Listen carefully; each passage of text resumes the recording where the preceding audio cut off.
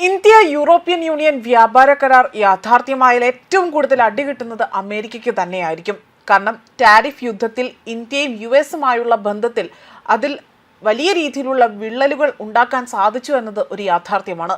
ഇന്ന് ട്രംപിന്റെ വാക്കുകൾ ഇന്ത്യ വില കൊടുക്കുന്നില്ല എന്ന് മാത്രമല്ല, എന്ത് സംഭവിച്ചാൽ പോലും ട്രംപിന്റെ മുന്നിൽ മുട്ടുമടക്കില്ല എന്ന വാശിയായിരുന്നു പ്രധാനമന്ത്രി നരേന്ദ്രമോദിക്ക് അങ്ങേയറ്റമുണ്ടായിരുന്നത്. മാത്രമല്ല, അതിൽ മറ്റൊരു കാരണം എടുത്തു പറയണം. ഒപ്പം തന്നെ യുക്രൈൻ റഷ്യ യുദ്ധത്തിൽ മധ്യസ്ഥത വഹിക്കുന്നത് US ആണ്.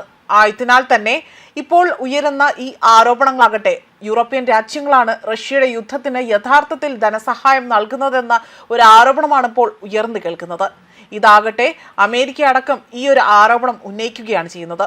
ഇന്ത്യയാണ് ഇതിന് പിന്നിലെന്നും ഇവർ ആരോപിക്കുന്നുണ്ട്. അതിനാൽ തന്നെ വ്യാപാര കരാർ യാഥാർത്ഥ്യമായാൽ പിന്നെ റഷ്യയെ പിടിച്ചുകെട്ടാൻ കഴിയില്ല എന്ന ശക്തമായ ഒരു ആക്ഷേപമാണ് ഇപ്പോൾ ഉയർന്നു വരുന്നതെന്നതാണ്. അതിൽ സംശയം ഇല്ല എന്നതാണ് മറ്റൊരു വസ്തുത.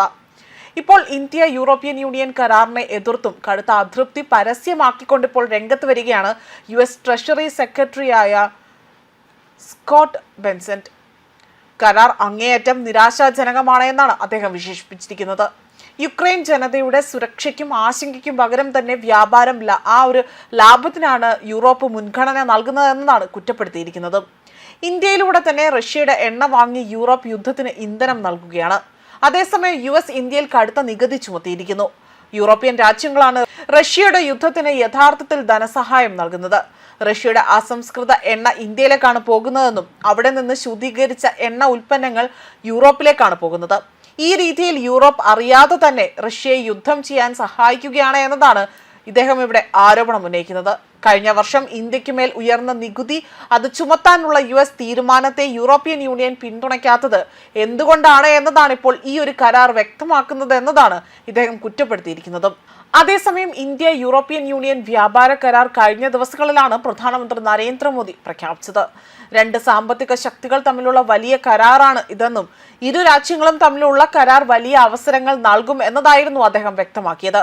നിർമ്മാണ മേഖലയ്ക്ക് വലിയ ഉത്തേജനം നൽകും, അതേപോലെ തന്നെ എണ്ണ പര്യവേഷണത്തിൽ വലിയ മാറ്റങ്ങൾ കൊണ്ടുവരുമെന്നും അദ്ദേഹം എടുത്തു വിശദീകരിക്കുകയും ചെയ്തിരുന്നു. ഇന്ത്യ യൂറോപ്യൻ യൂണിയൻ വ്യാപാര കരാർ അടുത്ത വർഷം മുതൽ പ്രാബല്യത്തിൽ വരുമെന്നും കരാറിലാകട്ടെ യൂറോപ്യൻ പാർലമെന്റ് അംഗീകാരം വേണമെന്നും കേന്ദ്ര മന്ത്രിസഭ അംഗീകരിക്കണമെന്നും ഇതിലൂടെ വ്യക്തമാക്കിയിരുന്നു. കാർഷിക ഉൽപ്പന്നങ്ങളെ കരാറിൽ ഉൾപ്പെടുത്തുകയില്ല എന്നും ഏകദേശം 20 വർഷത്തെ ആ ഒരു ചർച്ചകൾക്ക് ശേഷമുള്ള പ്രധാന വഴിത്തിരിവായി തന്നെ ഇതിനെ കണക്കാക്കുന്നതായും വ്യക്തമാക്കിയിരുന്നു. 2007 മുതൽ വ്യാപാര കരാർ സംബന്ധിച്ചുകൊണ്ട് ഇന്ത്യയും യൂറോപ്യൻ രാജ്യങ്ങളും ചർച്ച നടത്തുന്നുണ്ട്. എന്നാൽ വ്യാപാര കരാറിലേക്ക് എത്താൻ സാധിച്ചിരുന്നില്ല എന്നും യൂറോപ്പ് കമ്മീഷൻ പ്രസിഡന്റായ ഉർസുല ഇവിടെ വ്യക്തമാക്കുകയും ചെയ്തിരുന്നു.